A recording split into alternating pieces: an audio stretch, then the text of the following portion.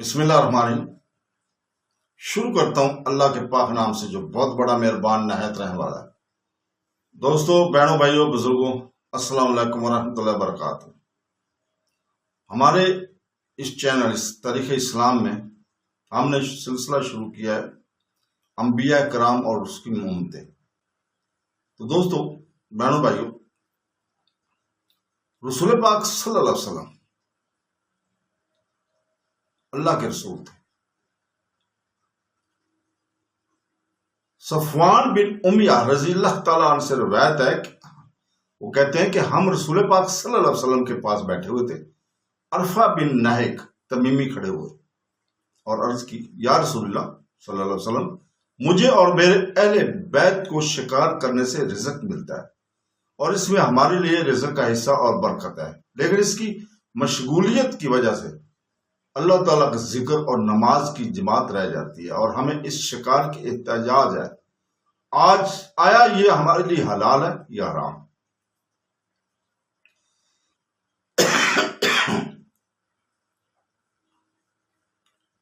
رسول پاک صلی اللہ علیہ وسلم نے ارشاد فرمایا،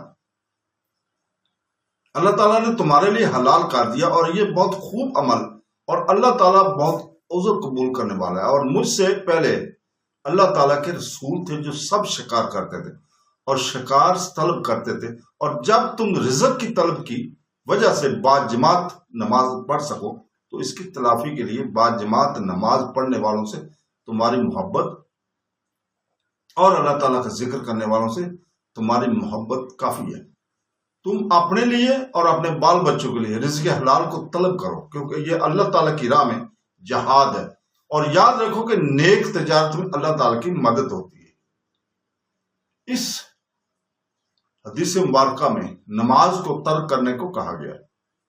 اس میں جس قدر مقدار میں رزق کا حصول ناگزیر ہو، اس کے لیے جماعت کو ترک کرنا جائز ہے۔ اگر مال کی کثرت کے لیے اور دنیا جمع کرنے کی وجہ سے نمازوں کی جماعت کو ترک کرتا ہے تو یہ جائز نہیں ہے۔ نبی کریم صلی اللہ علیہ وسلم نے جماعت سے نماز پڑھنے کی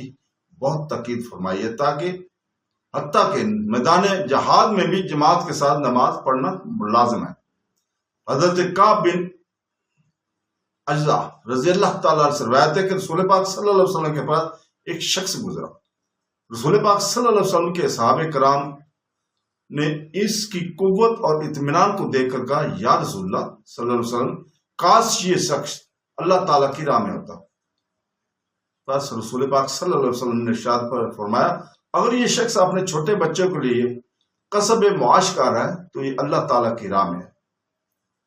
اور اگر یہ اپنے بوڑھے ماں باپ کے لیے کسب معاش کر رہا ہے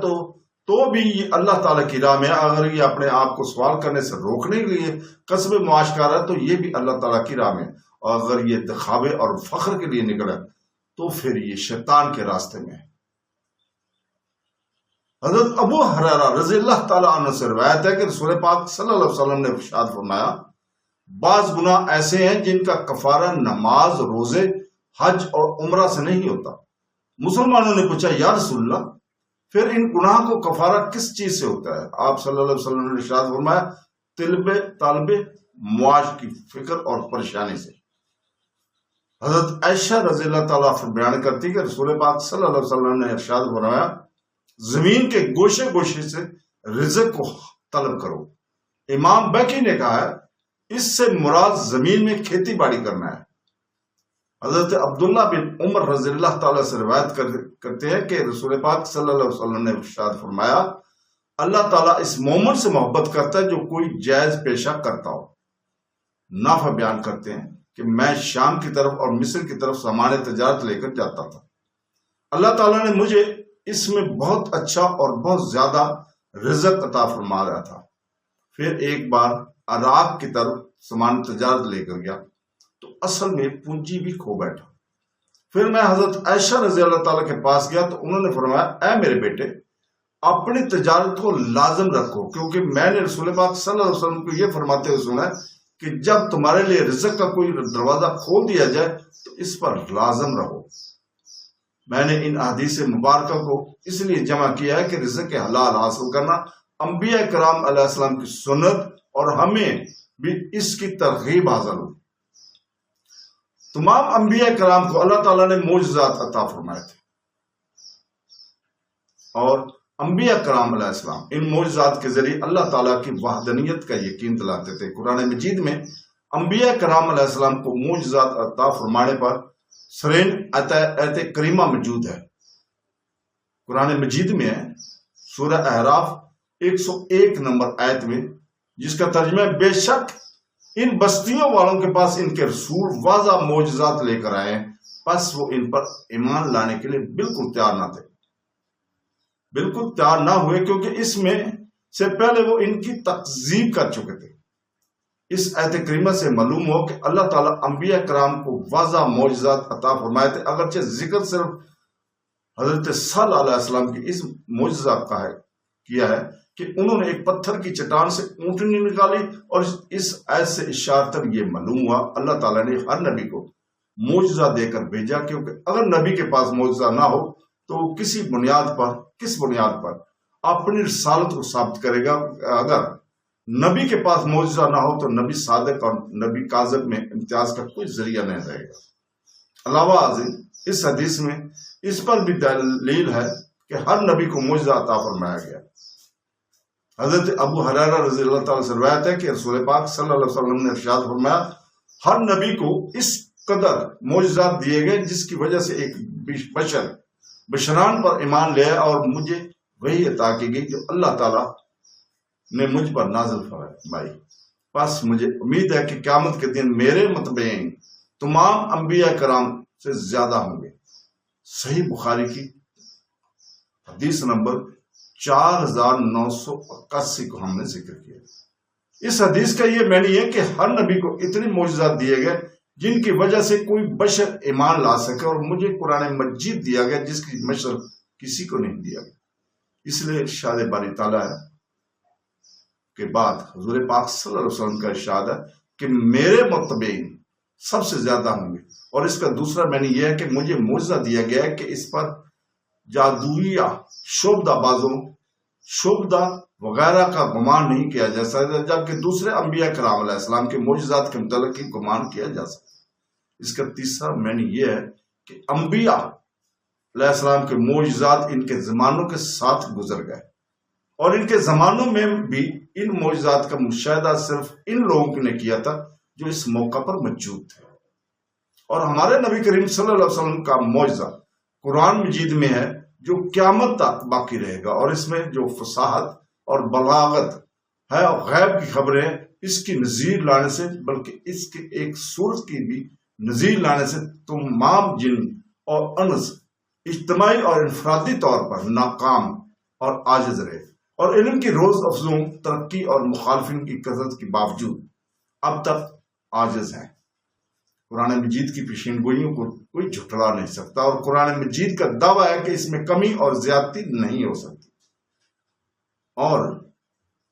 کوئی شخص اس میں کمی اور زیادتی ثابت نہیں کر سکتا، اور کوئی شخص اس میں کمی اور بیشی ثابت نہیں کر سکتا۔ ہمارے نبی کریم صلی اللہ علیہ وسلم کہ ایسے لے کر قیامت تک ہمارے نبی کریم کے سوا کسی نبی کی نبوت کا کوئی دلیل اور معجزہ قائم نہیں ہے۔ علامہ میر سعید شریف بن محمد جرجانی حنفی متوی 816 ہجری لکھتے ہیں، وہ کام جو اللہ تعالیٰ کی عادت جاریہ کے خلاف ہو اور خیر اور سعادت کی دعوت دیتا ہو، اور اس کام کو پیش کرنے والا نبوت کا مدعی ہو، اور اس خلاف عادت کام سے اس دعوے کے صدق کے اظہار کا قصد کیا گیا ہو کہ وہ اللہ تعالیٰ کا رسول ہے، اس خلاف عادت کام کو معجزہ کہتے ہیں۔ علامہ کمال الدین عبد الواحد بن حمام حنفی لکھتے ہیں، معجزہ اس خلاف عادت کو کہتے ہیں جو دعویٰ نبوت سے مقرون ہوا اور اس سے نبوت کے مدعی کا صدق ظاہر ہو۔ علامہ ابو الحسن علی بن محمد ماوردی شافی متفی لکھتے ہیں کہ معجزہ اس فعل کو کہتے ہیں جو عام بشر کی عادت اور اس کی طاقت کے خلاف ہوا، اور وہ فعل حقیقتاً صرف اللہ تعالیٰ کی قدرت سے صادر ہوا ہو، اور یہ بظاہر وہ مدعی نبوت سے صادر ہوا ہو۔ علامہ سعد الدین مسعود بن عمر تفتار زانی لکھتے ہیں معجزہ وہ کام ہے جو خلاف عادت ہو اور اس کے ساتھ اس کے معارضہ کا چیلنج مقرون ہو اور اس کا معارضہ نہ کیا جا سکے۔ ایک قول ہے معجزہ وہ امر ہے جس سے نبوت اور رسالت کے مدعی کی صدق کا اظہار کا قصد کیا گیا، اور بعض نے اس میں یہ قید بھی لگائی ہے کہ وہ امر اس کے دعوے کے موافق ہو، اور بعض نے یہ قید بھی لگائی ہے کہ وہ امر ضمانت تکلیف کے مقارن ہو، کیونکہ امام تکلیف کے ختم ہونے کے بعد بھی اللہ تعالیٰ کی عادت جاریہ کے خلاف امور پر ظہور ہوگا، لیکن ان سے تصدیق کا قصد نہیں کیا جائے گا۔ دوستو یہیں پہ رکتے ہیں، ہم اگلی قسط میں اس سے آگے انشاءاللہ تعالیٰ معجزہ کی شرائط کو بیان کریں گے۔ دوستو اللہ حافظ۔